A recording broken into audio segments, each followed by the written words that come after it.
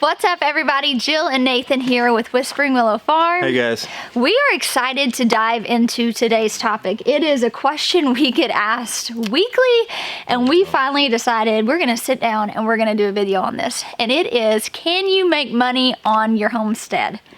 Question we get asked almost daily, but at least weekly. Almost daily.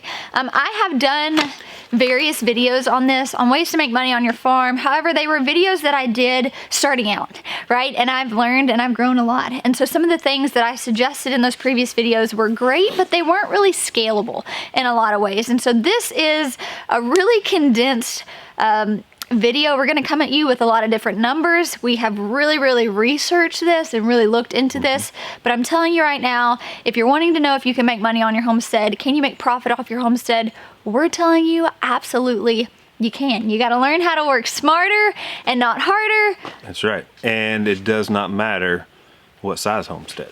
That's right. You guys know we live on a small homestead. I have the book, The Tiny But Mighty Farm, and so we really emphasize on ways to max out your small space. How can you do a lot on a small homestead, on a small farm, in a tiny space? We're going to tell you. We're going to tell you all the things that we have learned throughout the year, specifically in the last year, as we've really tried to hone in and nail down how we are making money on our homestead. Yeah, and the beauty of it is it changes often. That's why we're doing this updated video. So it does. So the first thing I'm going to talk to you guys about is contract growing. I will say too, if you are really wanting to know how to make a profit from this, you need to go grab your notebook and your pen, pause this and come back. This is something you're going to want to take notes on, and something Nathan and I have learned. I spent a lot of years just willy-nilly doing things, and I had to learn you can't do that. If you want to make a business of something, you want to make profit from something, you have to be business minded, you have to be strategic, and I have found in balancing that, you know, there's a way to still do business and still have joy, and you can merge those two together. But if you want to make money on your homestead, if you want it to bring a profit for you, you can't just plant the seed and cross your fingers, right? You've got to be strategic with this. You have to have a plan, and honestly, you have to know those numbers and know if it's worth your time or your energy. So if you're in a place where you're really wanting to buckle down on this, implement some of the things we're going to tell you today, I do think you need to have your pen and notebook and get ready to take some notes. This was us. Like, we were the ones searching this video 6-7 years ago, you know, and so that's what I love is hopefully we can help you guys. So, you know, there's so many people that are so close to pulling the trigger on this lifestyle, right?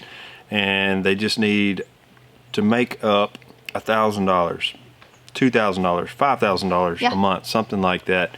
This is hopefully going to help you guys. Absolutely. All right, so we're going to talk about contract growing, and essentially what that means is that you are growing a crop on your homestead specifically for someone else. So we do this with ginger. We are growing ginger on our farm every single season for a vendor that we work with. We then sell the ginger to them. They make elderberry syrup out of it. We then buy that product back and we sell it on our website.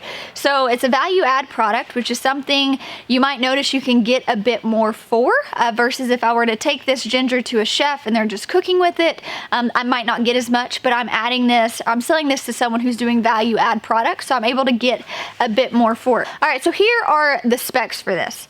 Ginger for baby ginger is going anywhere from $4 to $12 a pound. This is going to depend on where you are. I am in Arkansas, so what I can get for something is going to be a lot cheaper than if you're buying in, let's say, California. And that's just the name of the game, right? So there are certain things. I know people selling dahlia bouquets for $70. Here we can get maybe $30, $40 a bouquet. So you need to know your market. And the best way to figure this out is go to the farmer's market. Figure out what organic ginger is going for, whatever it is that you're selling. Figure out what it's going for in your market, to a chef, to, you know, direct to consumer, maybe look at the grocery store, figure out your own numbers. But for me, this is where I land around that, you know, $4 to $12 mark. And so you can grow 60 to 120 pounds per 50-foot bed. So for us, we grew around that 120 pound mark, which means, you know, if you're at that 60 to 120 pound mark, each bed can bring you $500 to $1,500. The great thing about ginger is You put it in at the end of summer.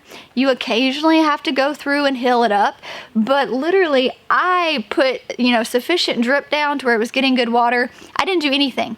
Ginger's one of those crops for me that it is so hands-off. I've got my planting and then I have harvesting, but then there's really nothing in between. So if I can do that, and I can grow 120 pounds and I can make $1,500 per, my 50-foot bed, that's a really good profit margin. I'm harvesting it, I'm giving it to the consumer, they're doing everything else with it, and then they're coming back to me with that final product, and I'm able to buy it and sell it on my store. And so for me, it's very, very hands-off. It makes a whole lot of sense. So think about those expensive crops like that. You've got your turmeric, you have your ginger, those are all rhizomes. Those are the things that when you go to the grocery store, you buy a small ginger root, it's expensive. Yeah. And it's actually really, really easy to grow. We are growing it in our high tunnel. However, you certainly do not have to. Having a high tunnel is not a requirement for being successful, but talk to people. Figure out what are some things that people would want you to grow for them. Figure out if it's worth it, what that looks like for you. And just to add to that, if you are on a smaller space, find somebody in your area that's doing potentially a CSA, right? Yeah.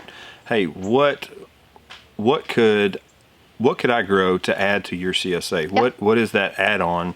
Maybe it's ginger, maybe it's an herb, maybe it's whatever. Those are just the little things, depending on your space, that you can do, to maximize your small space and turn a profit. So. Absolutely. And for us, this is a great way to make money on our homestead because one, I have the space. Even in my small space, I still have a 50-foot bed to give to this, or a 50-foot area. What it yields is great. The amount of money I make from it is great. And I don't have to go out and find all these different contractors, and grow for them. I just have a few select people I do, but it makes sense. The relationship that we have works. And the only way you're going to know if someone wants you to grow for them is you're going to have to market. You're going to have to tell people about your business. You're going to have to tell people what you're willing to do, what you have the space for. But 9 times out of 10, if you do ask that person, hey, is there a need that you have? How can I fulfill that? They're always going to tell you something, and then you can put pen to paper. Man, if I can do this, then it can yield this much, and I'm, it's not something that I'm having to prune or trellis every single week. For me, that makes a lot of sense for turning a profit on your homestead. Yep. So another crop that is mind-boggling to me, I actually grow it, it's right behind me, and that is the ahi pepper. This is the world's most expensive pepper, you guys, and it is about the size of my fingernail.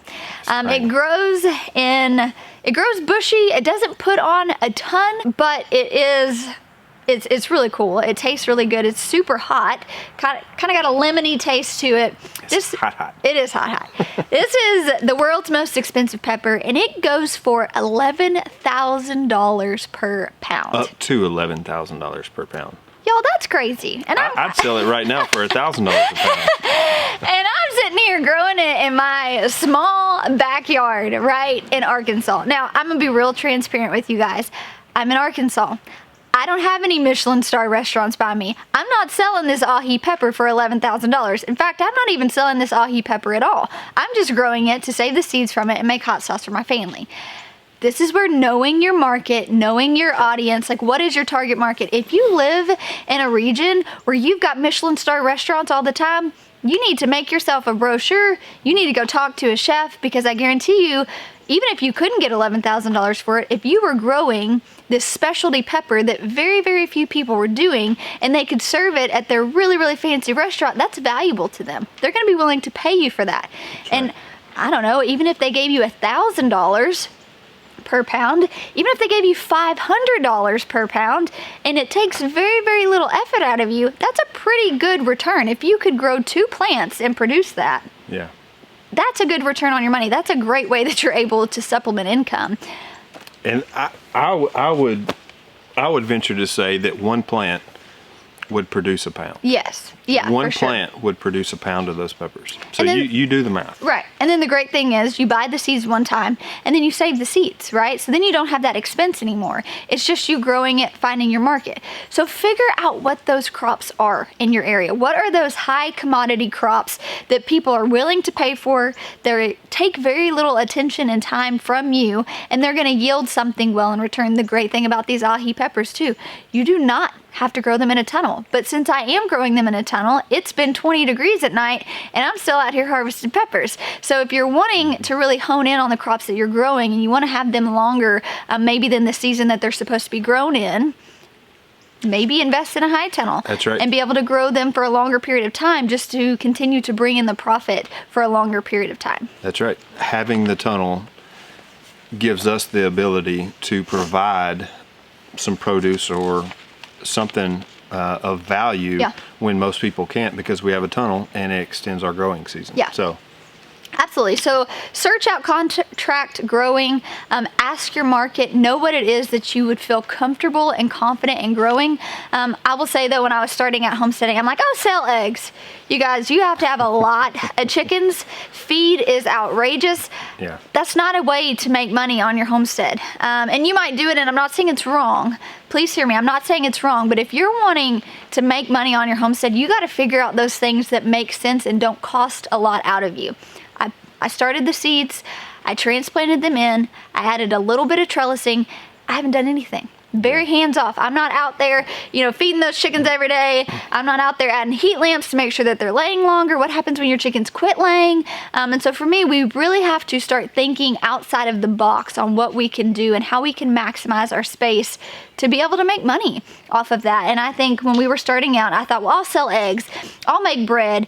Those are very labor, time intensive things for a very little return back. And so we kind of had to flip the script on that. And we had to figure out, where's our top dollar prices?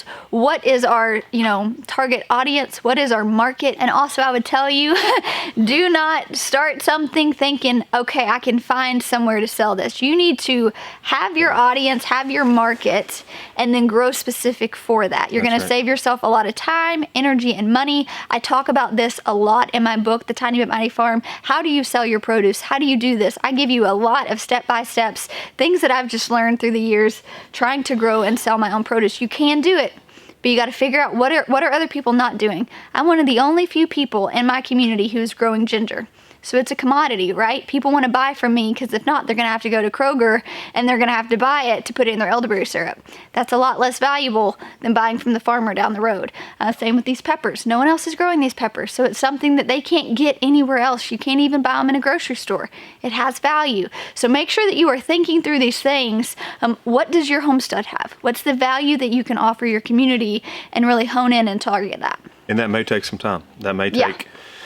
It may take a year or two to figure all of that out, but if you are really wanting to jump into this lifestyle, this way of living, and need that extra income, what's a year or two, Yeah. So clearly, vegetables are my thing, right? I can really put pen to paper, figure out what my audience is, grow for that particular audience, and this is a way that I can bring in income for my family. But there's a whole other aspect of homesteading, right? There are a lot of different ways you can make money on your homestead. And so now Nathan's going to tell you something that he has dabbled in that we are currently trying to figure out, and also might be a really good resource for you guys. If you live on a homestead, but you're not really emphasized on, growing vegetables, maybe growing animals is something, or having a dairy animal. So I'm going to let you talk about that for a second. Yeah, so from the get-go, when we dove off into this lifestyle, I wanted to provide my family's animal protein. For me, we're not necessarily bringing in income from animal protein on our farm. However, we're saving money because we're providing that ourselves. And that's only because we are only on 4.5 acres. And granted, I could maximize sheep or maximize rabbits or something like that, that's different than most people are doing, and potentially bring in income. We're working off that 4.5 acres. Maybe you guys have 10 acres. Maybe you have 20. Maybe you have 100 acres, whatever that is.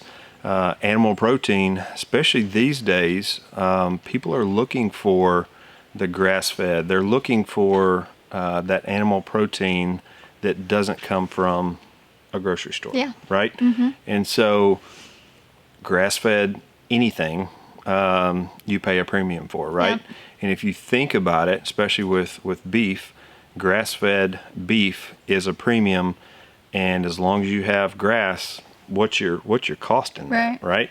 Very little. Yeah. And so You may have to occasionally feed some hay or something like that, depending on where you are. Maybe you didn't have a good wet summer where your pastures thrived and you weren't able to cut hay, but that is something that very little input with really good return. Let's talk about the specs on that. So we buy our beef because we don't have the space here, like Nathan mentioned. We buy half at a time. Half a beef. Yeah, half a beef at a time. It costs us $1,500. Okay. Roughly, yeah. Yeah, $1,500. So imagine, they're getting around $3,000 per cow. Like Nathan said, if you have the space for that, you've got good, ample amount of grass. You're only occasionally supplementing with hay or grain. Then yeah, that's a pretty good profit for something that, again, is a very hands-off, right? You could, calve yourself every single year, and then you're not having to buy cattle to raise, right? Like, you're just keeping that on the farm. It doesn't even have to be cattle. Figure out what that is. If, lamb is something that's of value in your community, raise out some sheep. There's some ways to do this and get around this, and really just, it's figuring out how you maximize the space that you're in. Yeah. I mean, if you have all these acres and you're not doing anything, you're able to rotationally graze them. Now, there is some time invested in that, but we have talked to a lot of farmers who are rotationally grazing their animals. You get a system down, right? And it's even still worth it for what they're making for the time that they have in it. And so I do think that is just an excellent option. Absolutely. And that's, depending on your space, depending on what you could provide there, I mean, that's really good income, Yeah, and something we're talking about here, I'm not telling you small ways you can make $5 here or $10 here, right? Like, these are substantial ways that you can bring in money, because while selling, I could sell kohlrabi and make a few bucks a pound, that's great, but I'm gonna have to grow a whole lot of kohlrabi to pay my mortgage, right? And that takes up a lot of space. And it takes up a lot of space. And so when you're thinking about how you're gonna make money, how can I make money on my homestead? You gotta think about those bigger things that are going to maybe take a little bit longer to grow, right? The ginger takes a little bit longer to grow if you're raising out an animal. Obviously, there's a process behind that, but your yield is so much higher that money is going to last you so much longer. And so maybe that's something else just to consider. All right, so the last two things we're going to talk about aren't as large, I guess, as raising an animal, or, as profitable as the ginger. But this is something that might resonate with you, something that you could do, and you could figure out a system to do it efficiently to where it could bring in a high dollar price over the course of time. And that is figuring out a CSA. CSA stands for Community Supported Agriculture, and it's essentially where you buy a share, a seasonal share from a farmer. Usually you pay for this up front, and they give you a box of various things every single week. They don't ever guarantee what it is because it changes, right? We're all farmers and growers. Sometimes our crops die. Some things we just can't control, weather or whatever. So you're just agreeing that you will get X amount of things every single week. What we have found, though, is there's a sweet spot there. And so there's a lot of farmers in our area that don't have spinach, lettuce, and greens in the wintertime, right? Those are really hard to grow.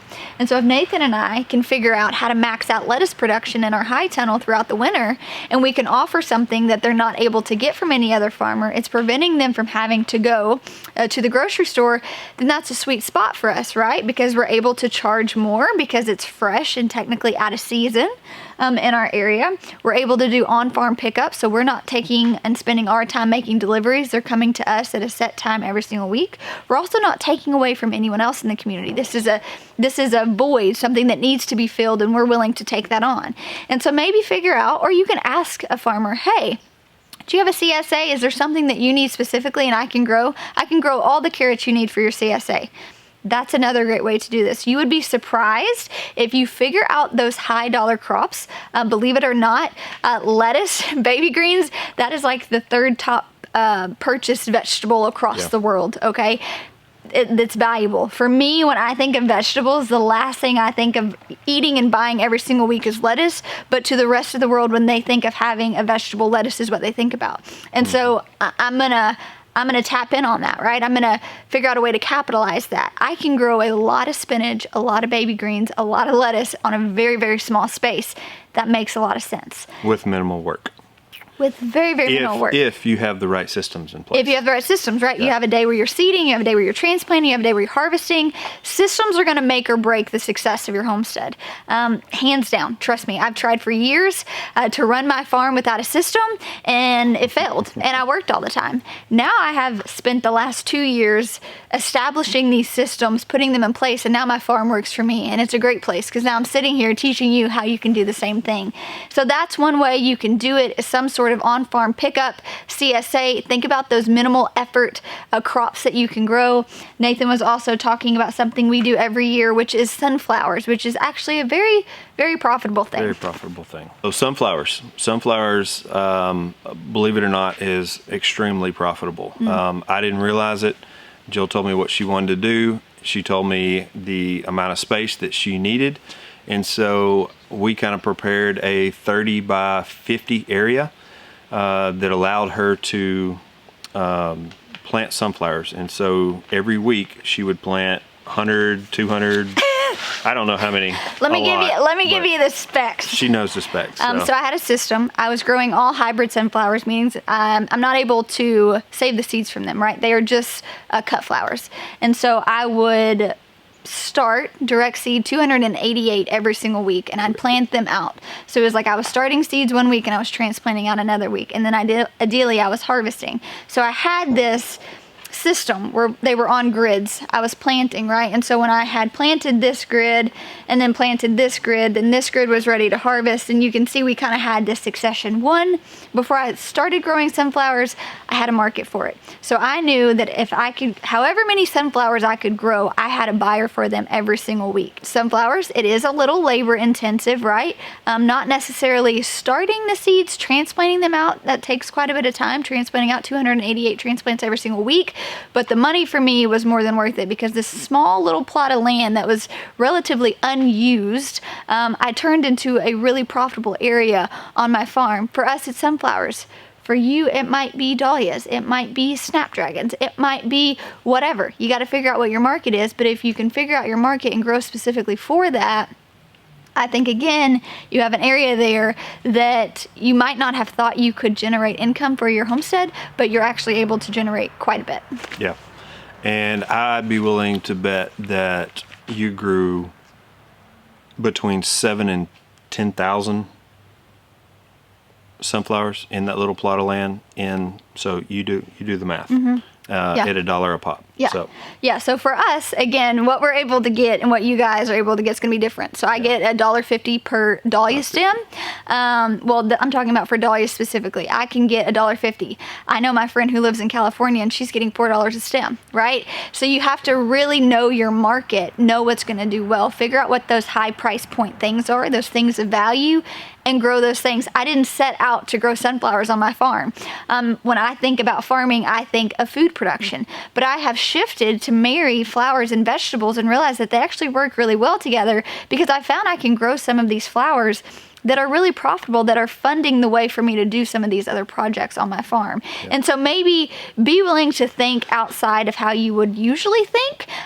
If you're just really vegetable driven, maybe think about animals, maybe think about flowers. If you're really flower driven, maybe think about a crop you can grow that's a vegetable that can meet that market. You have to be willing to wiggle a little bit. If you want to be successful, you want to make money, you have to be willing to give somewhere. And it turns out I actually really love growing sunflowers. That was something I thought I was giving on. There was a need in my community. I met it. It also turned out to be very profitable for us. And now it's like I couldn't imagine not growing sunflowers. In fact, I added an entire additional space on our farm just to be able to double the production that we're doing this coming year.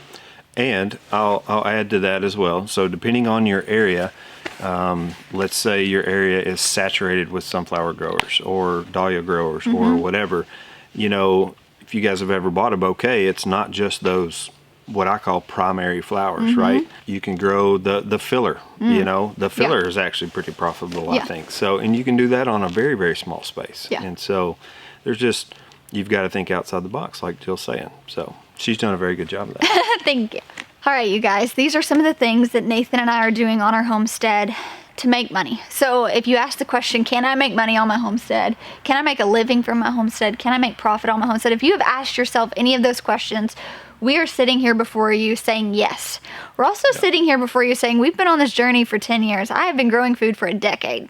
I have had to pivot, I've had to shift, I've had to go back to the drawing board time and time again, but the one thing I was not willing to do was to give up on this dream. And so if you are sitting here and you don't enjoy your job, if you're sitting here and you want to be connected with your family, you want to live a life of intentionality, I'm telling you, you can do it. You might have to go back to the drawing board time and time again.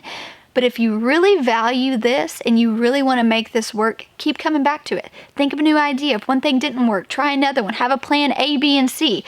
Don't get defeated by it. I did so many things that I look back on now and I was just like, oh my goodness, I grew tomatoes for farm-to-table restaurants and sold wholesale for years. Mm-hmm. You have to grow a lot of stinking tomatoes, and the more you grow, the more you have to knock your price down. That was not profitable for me and required so much out of me. I had to trellis all of these. I had to harvest all of these. I had to prune them. I made deliveries to 4 different places almost every single week.